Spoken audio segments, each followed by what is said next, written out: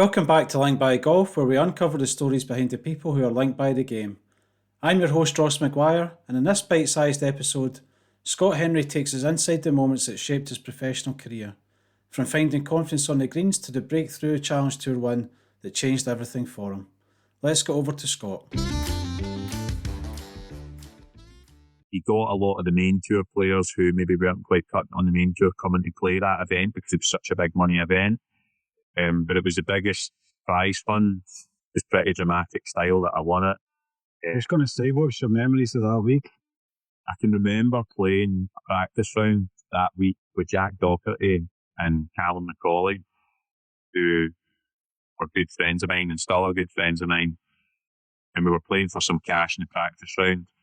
I remember, like, the week before, actually, in Russia, I was hitting the ball so strong, like, I knew I was hitting the ball the best probably I've ever hit it, but I couldn't get the putter going, and it was really frustrating. I remember coming off the last round, I still made the cut, but I played 4 rounds in Russia on this golf course that was just, like, carved into the trees. It was still to this day one of the best courses I've played, but I remember finishing the tournament so frustrated to the point thinking, like, how the hell am I going to fix this and get my putting going to be able to contend to win a tournament? I'd had a few top fives, but was never really like in control of a tournament. Played a practice round with the boys, and the boys were quite kind of helpful towards, giving me a couple of wee pointers and sharpening up my putting, and, I guess, I'm not saying lifting my spirits, but they were certainly good with me. And then we were playing for some cash. And I remember in the practice round holing an eagle putt on the last hole, it was the 9th hole, but to scoop the cash off the boys. And it just kind of kick-started a feel good factor for the week. Yeah. I went out and I played, well, I mean, at that time, I was hitting the ball probably the longest I've ever hit it, even till now. And, I was hitting the fairways and hitting it like it was roasting hot. The ball was going forever. And then I remember I finished the second round eagle on 8 and 9. And I remember getting into the clubhouse and there being a bit of a buzz about hearing people saying, "Oh, he's just finished eagle, blah, blah, blah." And I just remember having that sort of atmosphere of being like, right, I'm in control of this tournament now. And I went out and I played.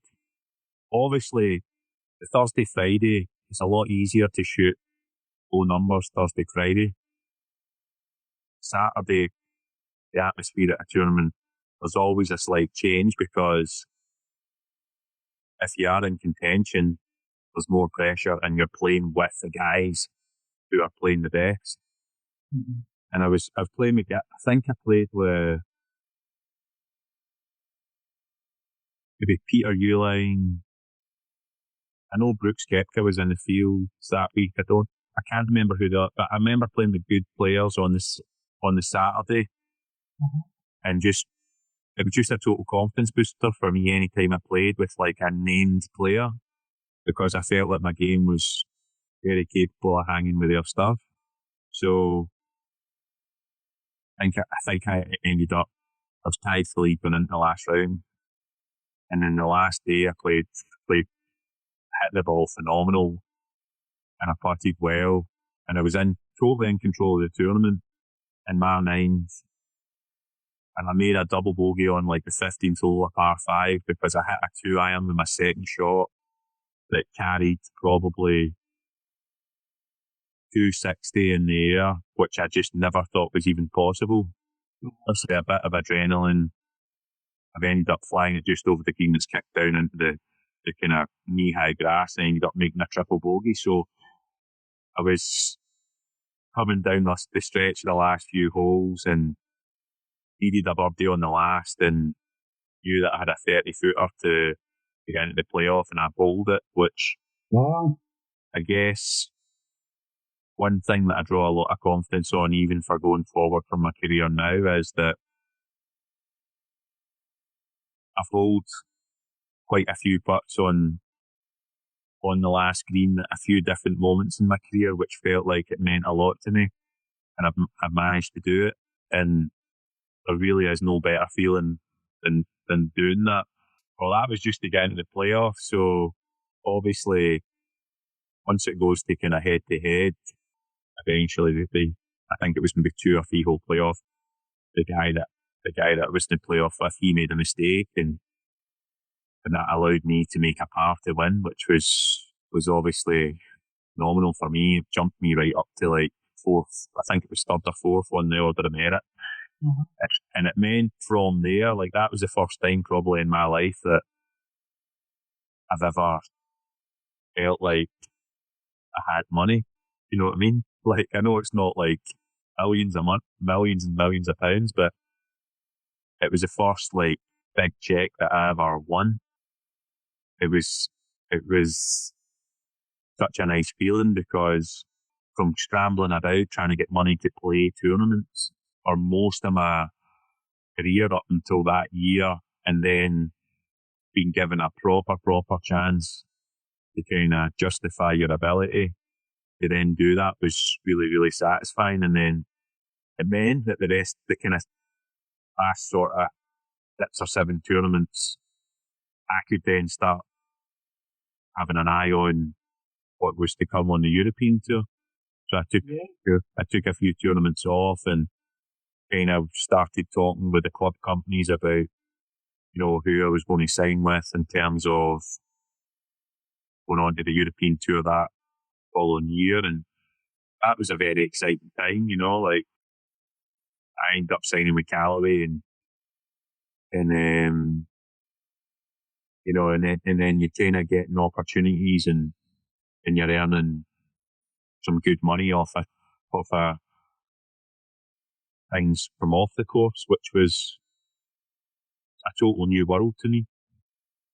That's really nice change as well. And then you mentioned the European Tour, Scott, and you moved and sort of graduated to European Tour, and you did a lot of close calls in European Tour for your first tour win there. So what ones kind of stand out for you that you were just a little bit away? I would say probably the thing that kind of burns within me is that, and although I've played, I've probably played 90, close to 100 events on the European Tour, give or take, probably between 90 and 100. No, probably about it. It kind of burns inside me that I never really established myself the way I would have liked. Mm-hmm. And obviously I had a few crossbar moments, which could have went the other way. It could have went my way, I would say. My first year, I was competitive. I wasn't consistent enough over the course of 4 days. I had a handful of big tournaments where I missed the cut by a shot. The flip side of the coin is, you make the cut, and you kind of generally put a decent showing in at the weekend, and then played at Glen Eagles, which we spoke briefly about at the PGA Centenary course, and that was just at that time, that was just a great course for me to play on. Yeah, slow and tough course, isn't it? Aye, and my length at that time was such a big advantage, and I got off to a slow start that week. I think I shot level par in the first round, and it's kind of the story of my year was I wasn't putting consistently enough. So when I putted well, I would score, and that was the story of my first round. And then I just found a bit of mojo with the putter on the second round. I think I blasted in a 7 or an 8 under,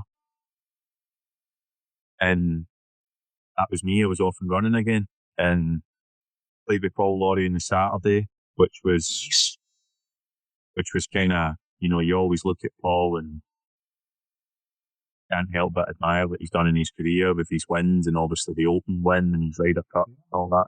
Took a lot out of even learning just from watching him play that week. For me to go and play with him and shoot a 5 under and feel like my game was so strong was, yet again, more confidence. Sunday came around, I think I shot 5 under again. And I kind of, on the 16th of par 5, I was only hitting like a 4 iron in, and I only made a par. And that kind of felt like, I'm kind of behind the 8 ball here. 17th being a tricky par 3. I parred that, and I remember walking off the back of the 17th green, and one of my sponsors, who's the Craig Group, it's a family-owned business. The main man, Douglas Craig, said to me, he was like walking off the 17th green, he's like, come on, one more birdie, and you're right in this. And I remember, and I don't want this to come across in any way or whatever, but I remember turning to him and saying, I think it's going to need to be an eagle, Douglas, because it's going to need to be at least 2 shots better than what I am now. Sure enough, I blasted my drive right up the middle. I think I've hit a 6 iron onto that green, and was kind of near the back of the green. And I know they've remodelled that green a few times, but see, hitting onto that green, it was like walking the plank. It was so narrow at that time. It was such an intimidating shot, and I remember just flashing it onto like 20 feet. And then probably the most enjoyable moment of my career was holing a putt on the last green there. Or eagle, and place just went mental. And at that time, me holding that putt, I'm thinking in my mind, the worst case, I'm in a playoff here to win this tournament. And it just did quite unfold that way. The 3 guys behind me played the last 3 holes in 3 under par. Tommy Fleetwood, Edie Gallagher, and the Argentinian guy, Ricardo Gonzalez, and kind of bumped me down there, ending up finishing 4th. But they all played the last 3 holes in 3 under, which did really fall in my favour of that one. But instead from feeling like I basically done what I'd done in Kazakhstan, but even better, and a sense of performance and quality under pressure. It was a really satisfying kind of, my game's more than good enough. I played the remainder of the season where I just couldn't quite get one more to get me over the line to keep my card. So that was kind of how that year finished off. Was I just missed my card. I had a card the following year could play, say, maybe 10, 12 events. But then majority of my year the following year was on the Challenge Tour again, which, yet again, I had a close call in Portugal to win like a co-sanctioned European Tour event. I ended up finishing twice and finishing second in that event twice. I got beaten in a playoff one time, and then the other time I was tied to lead into the last round and shot 6 under par, and the guy that I played with shot 9 under, which was the 2 best scores on that day. So it's like, these were kind of crossbar moments that I always say that, because you get people making now that they're unlucky or they've been hard done by. I always say, and would say this to any young golfer, is if your skills are good enough, you'll get your results. You'll find a way. So the bottom line is, you still need to get better to get that win or to get that qualification spot that elevates you to the next. And it's definitely if you're good enough and you've got the skills, you'll prove yourself. And I always kind of think that, I guess, the good fortune in golf, I think, is more to do with the decisions you make off the course and how you work on your game, how you work on your physical side of things or mental side of things. And it's being introduced to the right people or finding the right people that can enhance your performances, basically. So, of course, good fortune is just, it's just going to even itself out over the course of a year or years or whatever. If you enjoyed this story from Scott Henry, please take a moment to follow the show and share it with a friend. It really helps more people discover us. I'm Ross McGuire. Thanks for listening. Lomond Golf Tours have helped thousands of guests build bespoke golf trips to create a magical experience. Travel in style with our executive chauffeur travel, whether it's golf on a major championship venue or one of our hidden gems, 5-star accommodation or a boutique bed and breakfast, or is it whiskey tasting on a private boat? Lomond Golf Tours are here to help build the tour of a lifetime. Whether you're celebrating a special occasion or ticking it off your bucket list, embark on a trip that you'll remember forever. To learn more about our offerings for 2025 and beyond, visit www.lomondgolftours.com.